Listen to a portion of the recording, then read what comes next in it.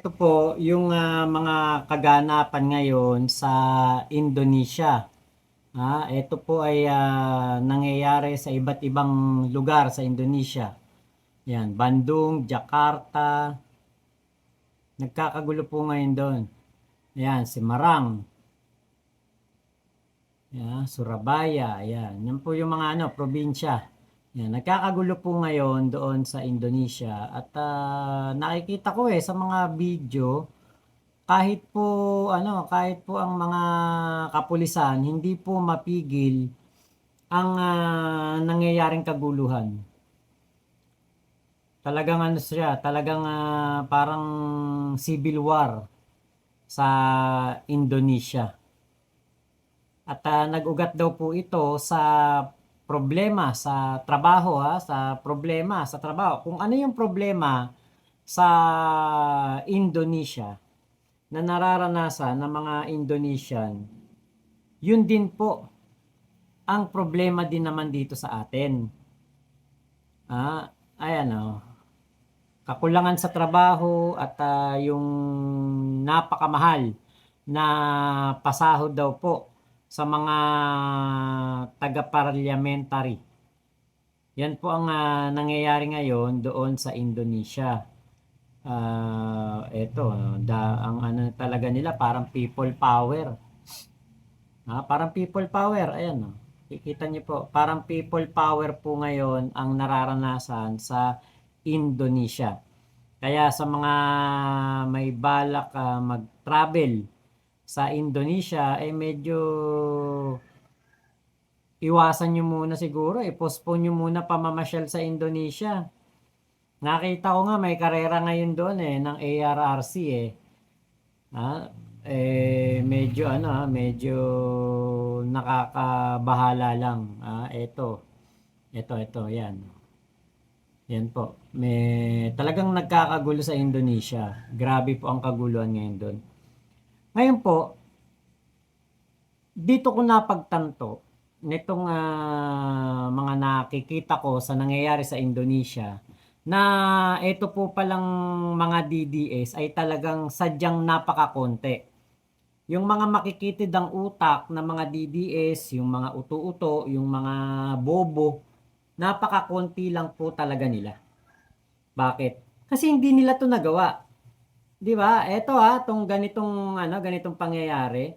Kasi 'di ba grabe ang kanilang kumbaga yung mga DDS, grabe ang kanilang pagrereklamo sa nangyari kay Digong, sa nangyari kay Kibuloy. Hindi naman maitatanggi na karamihan ng mga supporter ng mga Makaduterte, mga war freak, mga palaaway, 'di ba? Makikita mo naman kahit sa SOCMED dito nga lang sa YouTube channel ko, napakaraming mga DDS na pumupunta dito, mga palaaway, mga nandadarag, mga siga-siga. Pero hindi nila nagawa ang ganito. Hindi nila nagawa yung ganitong parang people power, yung ganyang karami na buong Indonesia ay talagang naapektuhan o talagang sila po ay lumabas sa lansangan. Hindi nila kaya yung ganito. Ayan. Yung mga ganyang karaming demonstrasyon, hindi nila kaya. Eto, ilang araw na 'to nga nagkakagulo sa Indonesia. Parang isang linggo na. Ibig sabihin, yung nangyayari sa Indonesia na yan, nagkaisa po ang mga Pilipino, ay nagkaisa ang mga Indonesian para gawin ito. Ibig sabihin, sila po ay meron na talagang disgusto sa nangyayari sa kanilang gobyerno, sa kanilang bansa. Yun nga po yung dahilan, kakulangan ng trabaho, mababang ekonomiya, at yung kanilang mga taong gobyerno ang lalaki ng sahod. Yan po yung nirereklamo ng mga Indonesian. Dito sa atin, 'di ba? Nakita natin itong mga nakaraang araw trending yung mga anak ng mga kontraktor, trending yung mga anak ng congressman. 'Di ba?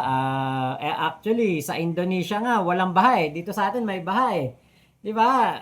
'Yun ang isang nakita ko na hindi problema ng Indonesia, yung malawakang pagbaha na magkaroon lang ng malakas na ulan eh binabaha yung kanilang lugar. Eh dito sa atin sa Pilipinas, 'di ba? Kapag talaga nagkaroon po ng malakas na ulan sa National Capital Region, eh halos talagang Malabon, Navotas, ayan, Caloocan, Manila, Quezon City, lahat po halos ay binabaha. 'Di ba? Las Piñas, talagang malalim ang baha po na nakikita natin. So, yan yung isa sa mga problema sa Pilipinas na lamang pa tayo sa Indonesia. Ang Indonesia, malaking sahod lang ng kanilang parliamentary members at kakulangan lang ng trabaho. Hindi pa sila nakakaranas ng baha pero ganyan na po ang kanilang sentimiento. Talagang lumabas sila sa kalsada para mag-akla sa gobyerno. Yan ang pinapanawagan ng mga DDS na gawin ng mga Duterte diehard supporter. Lumabas na sa EDSA at pabagsakin sa pwesto si PBBM at si House Speaker Martin Romualdez. Pero napababa nila sa pwesto si Martin Romualdez? Hindi. Bagkus nanalo pa ulit na kongresista. Si PBBM, 'di ba? Nakita natin na yung sinasabing weak, pero siya po ay nakapagpakulong na ng dalawang makapangyarihang tao dito sa Pilipinas, si Digong at si Kibulok. Ngayon, yung sinasabing weak, ayan, naglabas ng 60 days na suspension sa pag-angkat ng mga imported rice. So tayo po ay kumbaga mamimili tayo ng mga bigas na puro galing mismo dito sa Pilipinas, ani dito sa Pilipinas. Gustong tulungan ng ating Pangulong Bongbong Marcos ang mga magsasaka na makabawi. Kasi malaki po talaga ang problema sa pag-angkat ng bigas. Ang mga imported rice, bumabaha dito sa Pilipinas, syempre, yung mga local rice, yan po ang hindi gaanong nabebenta. Kahit na sing sarap, sing malambot, kapag sinaing mo, maalsa, hindi po pinapansin kasi nga po ang inuuna ay yung mga imported rice. Kami ang binibili naming bigas dito, yung banay-banay. Hindi ko alam kung ano yun yung banay-banay o kaya meron kaming isang nabibili. Jasmine rice yun pero nakalimutan ko kung anong pangalan ng sako yung minsan nabili ko Local rice lang siya. Nung dati, meron ako nakikita yung mga kuhako, pero parang galing yata ng Thailand yun. Hindi ko lang sure pero parang galing ng Thailand yung bigas na yun.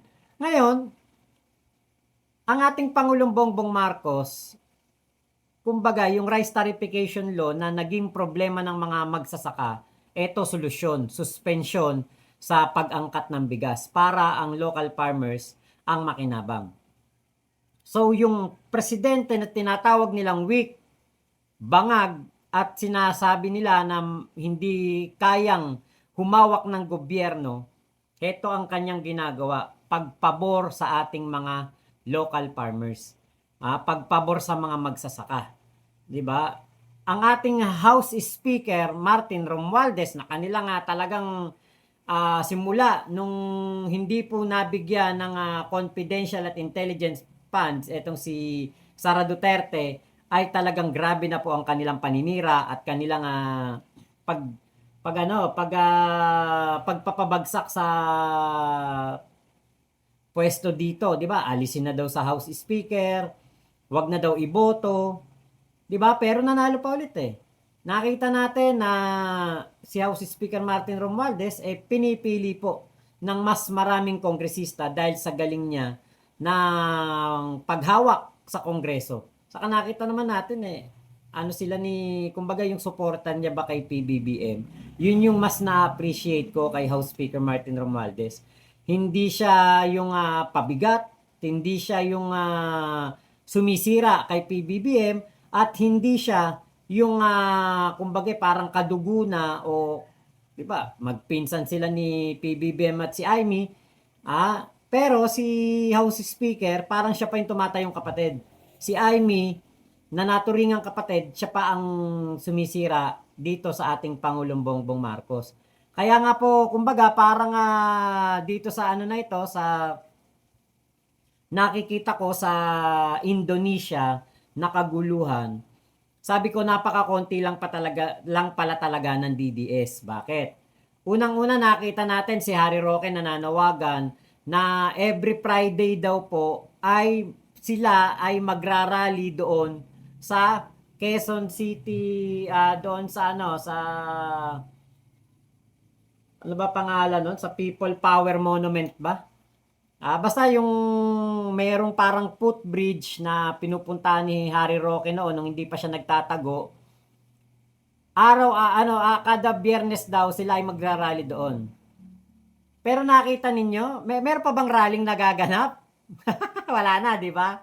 Hindi na sila nagrarally. Wala na yung tinatawag nila parang Black Friday, mga ganon. Kasi nga, napakakonti ng sumusuporta dito po sa mga Duterte, lalo na sa mga ganyan katulad niya na nananawagan, katulad ni Harry Roque na kahit ultimo mga ibang DDS kumbaga parang hindi nila gaanong sinusuportahan si Harry Roque, di ba?